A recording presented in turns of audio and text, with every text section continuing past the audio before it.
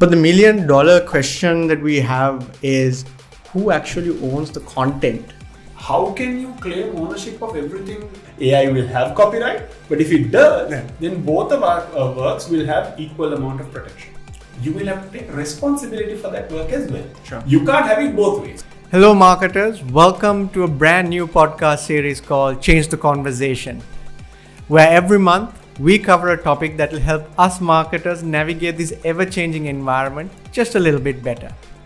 For our first topic in the podcast series, we're going to cover the topic of generative AI, specifically using generative AI for the creative process. And importantly, what is the opinion of the law when it comes to using generative AI for developing creatives? Let's get at it.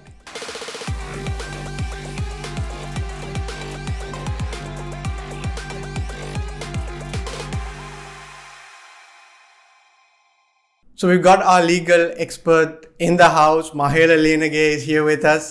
So I've known Mahela for some time now, so I'm not going to give a formal intro, but I'll leave it to you to give a small intro to our audience about yourself. Yeah. So as you said, we've known each other for a while.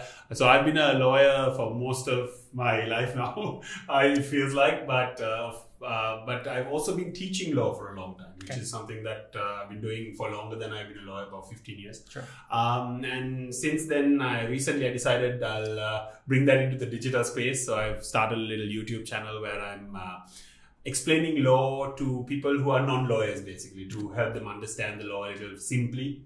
Okay. So that's what I've been up to.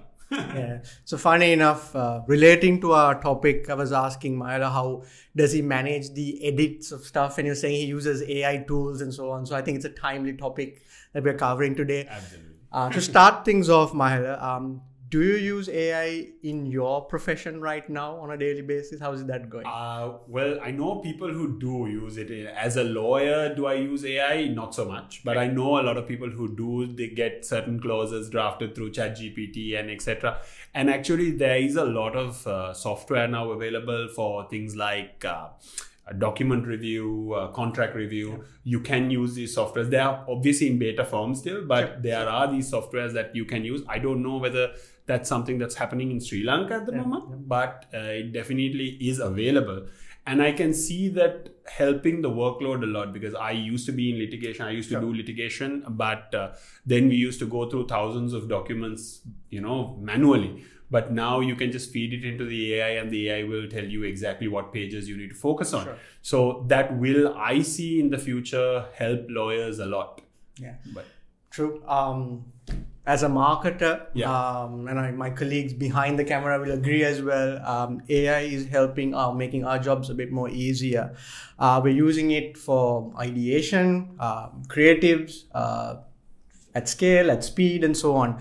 But the $1,000,000 question that we have is, who actually owns the content that AI creates?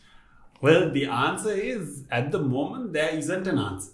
That's unfortunately the answer I have. But I'll talk about this World Intellectual Property Organization. WIPO is the world governing body on intellectual property. And there's an article in their website which talks about how AI will potentially be governed. Okay. There are two opinions that prevail at the moment. Okay. One is nobody will own AI. Any creation that is done by AI will become public domain material. Nobody will own it. Which is not great for you guys. If you all use it in your creative processes, it's not great. I will tell you that much. But the second opinion is that the ownership will belong to the person providing the prompts. Right. Okay. So the person providing the prompts, let's say it's ChatGPT. If you're providing the prompts to ChatGPT, that will be the owner. So it's based on this fascinating judgment called the monkey selfie judgment. Right. So this photographer goes to the Amazon and he realizes that one of these primates is really curious about his camera. Okay. So he sets up his tripod. He leaves everything ready and he moves away and watches. So this monkey snaps a photograph. It's called the monkey selfie. It's famous, right? And then he obviously gives it for a journal and it is published. But Wikipedia thereafter uses it without his authority. Right. He goes to court, and the long and short of it is that the courts held that the ownership of the photograph belongs to the photographer who set all the parameters for the monkey to take it up. Because there was an argument made that the monkey should own the photograph. But of course, that didn't survive. So, this is the position that a lot of intellects at the moment believe will be the case with AI. That the person providing the prompts will own the software. Not the software, I mean the creation. Sure. I don't know whether that will sit too well with these AI or generative AI organizations, the developers who are spending so much of effort creating. And so you think there'll be a lot of lobbying to make sure that ownership remains with the developers and so on? I don't see how that can work, Shezri. Because if you are a developer of a generative AI, how can you claim ownership of everything? It's like somebody Microsoft saying every Word document that you process on Microsoft will belong to Microsoft. You can't do that because the person providing the prompts, the person writing the narrative on Word will be the one who owns that content. So I don't see that being a realistic expectation, although, like you said, there might be some lobbying to that effect. But it's unlikely that the AI will be able to claim ownership of the content that is being developed. Then there is this thing that comes into mind, the licensing that some of these AI generative tools are providing. So under your opinion, they can't actually license it out because they don't really own the content. Is that correct to say?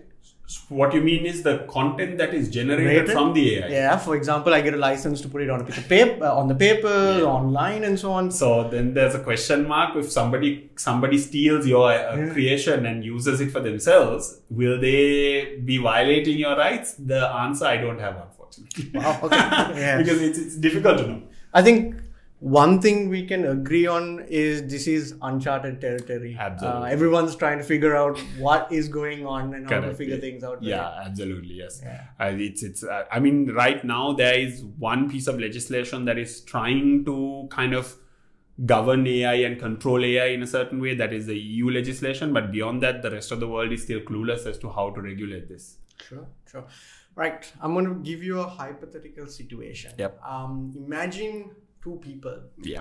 Can't happen, but hey, we're in a podcast. We're supposed to make it fun. Give a pod which is similar and the output is similar. Two individuals. These two individuals go and make IP or creative content with it. What happens there? Who owns it? Can either claim it?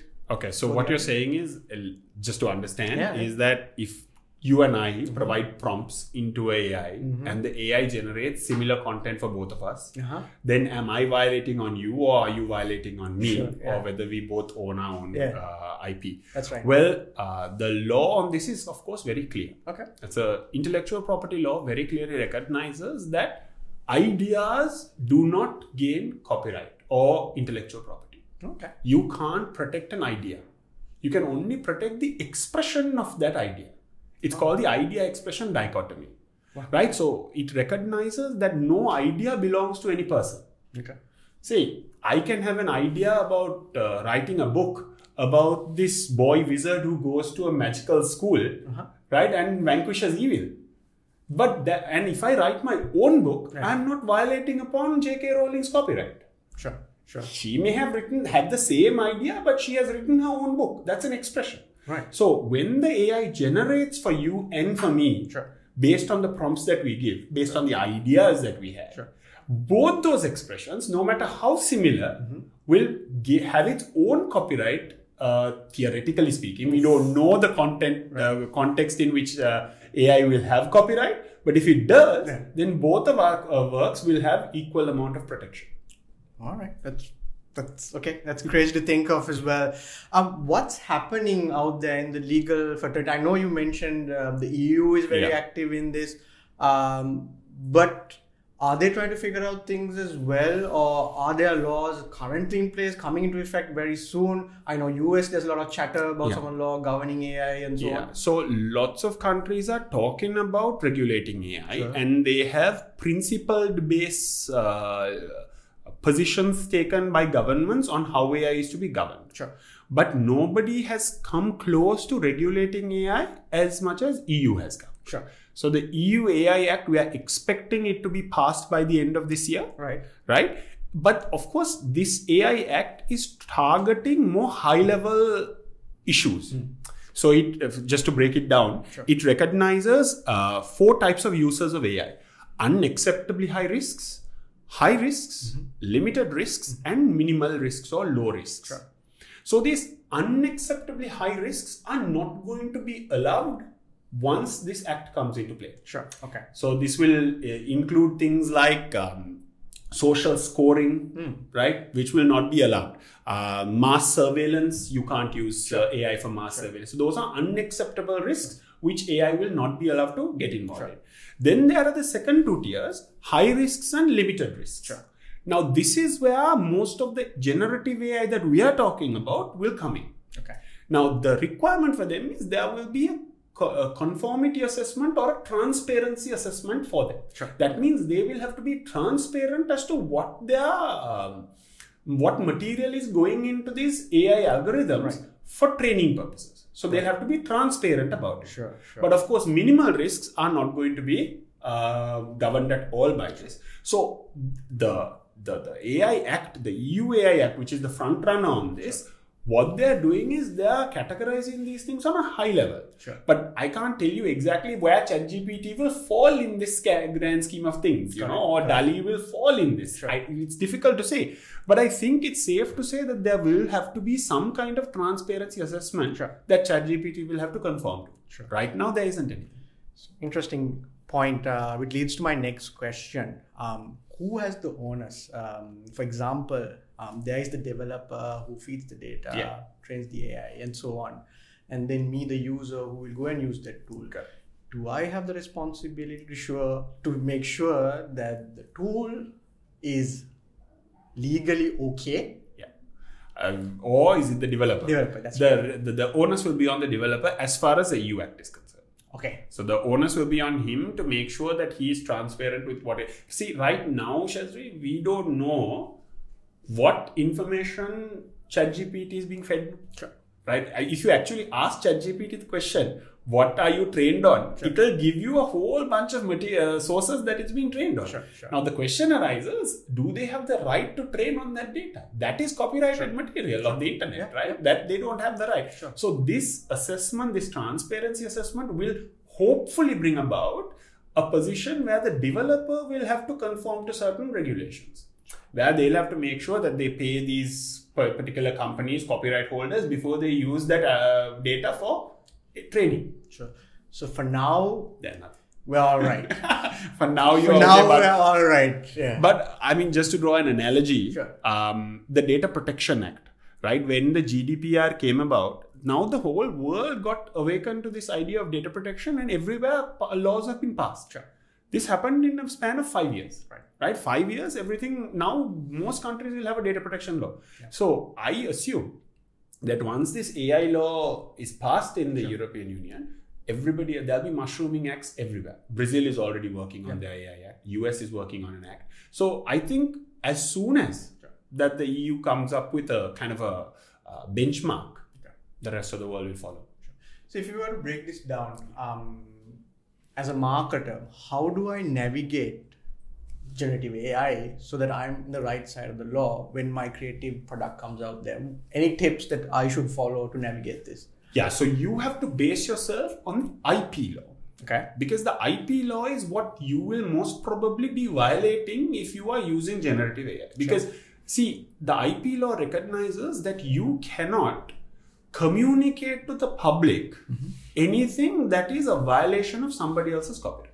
If I own the copyright, you have no right to communicate that to the public. That means posting it on social media, making an ad based on it. Nothing can you do because I have that right, the right to publish it. So when you publish it and make it available to the public at large, that is the place that the IP law will place its fault on. So that they'll say, you are the one now publicizing this. You are the person violating. So you may have gotten this content from AI. AI may have generated it for you.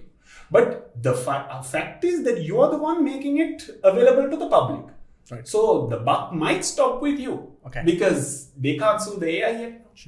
So this goes against the statement that you made a bit earlier where possibly there's a gray area there where you can say, I generated from AI, so I'm okay. It's a responsibility with the AI tool. No, there is no contradiction there, Shezri. Basically, what I'm saying is you can go and make the argument, I'm not responsible, generative AI is. All right. But what I'm saying is, from a practical standpoint, like if you take Sri Lanka, we don't have laws on AI, so therefore they'll have to place blame somewhere. Right. And that blame might be placed in the person who is communicating into the public. Might be.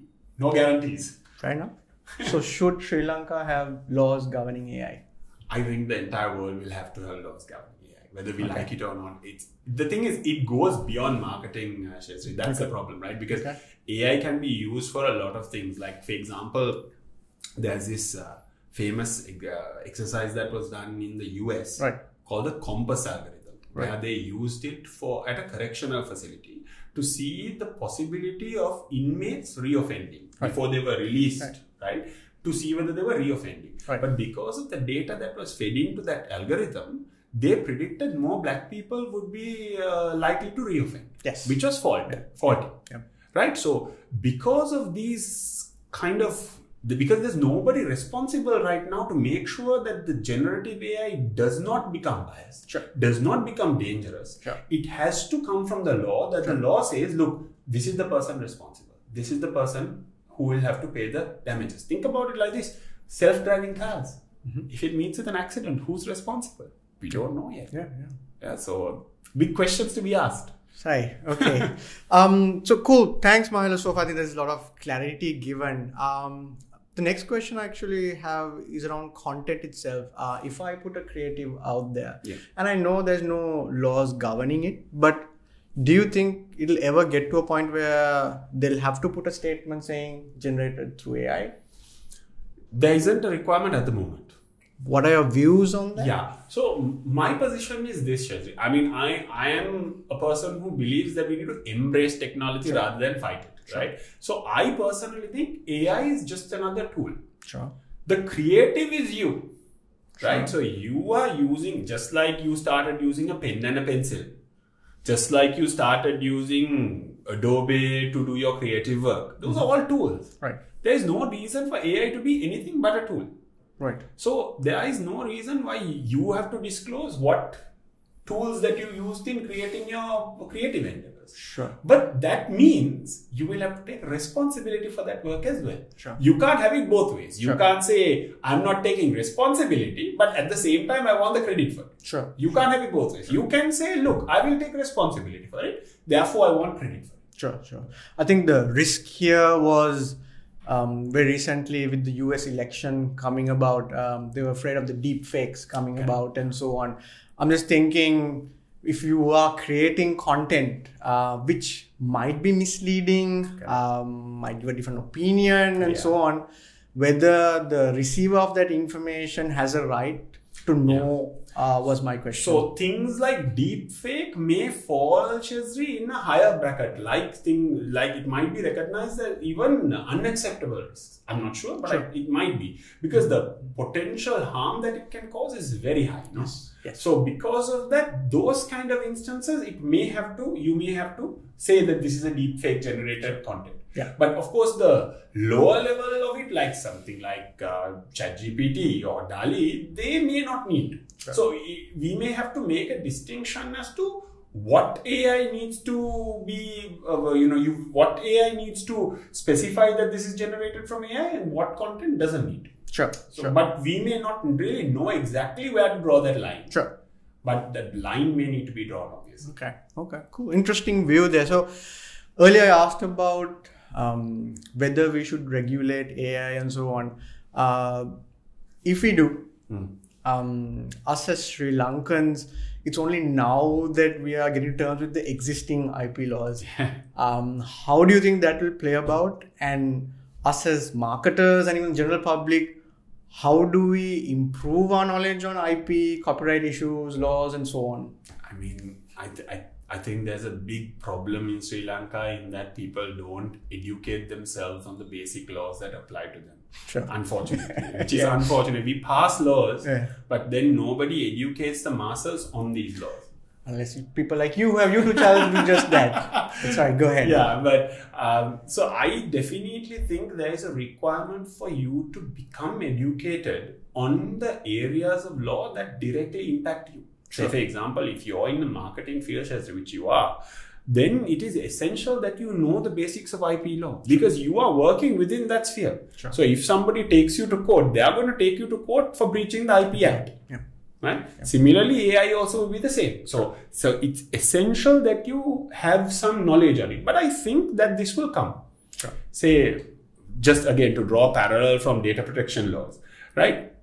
You and I, who grew up and in the middle of growing up, this social media and the internet became a big thing. Sure. We are early adapters, if at all, to this technology. Sure. But the next generation that comes will be far more aware of their rights with regard to data. Sure. Yeah. So similarly, it will take some time. Like AI also will take some time for the laws to become kind of well known to the public. But I think we need to do our part in educating people on what the law is, sure, so that they are aware of the IP and the AI laws. Sure. Awesome. I think that's about it for this podcast. I need to let this gentleman go. He's off for lecturing. But he did promise if we can get over 5,000 views, and hopefully we'll have you back to talk about data privacy in marketing. Absolutely. Fingers crossed. So it's up to you guys to make sure you watch, you share, and hopefully we'll have Mahela back. So thanks so much for your time. Thanks for having me, Shezri. See you guys next month with another topic under Change the Conversation. Thanks. See you later.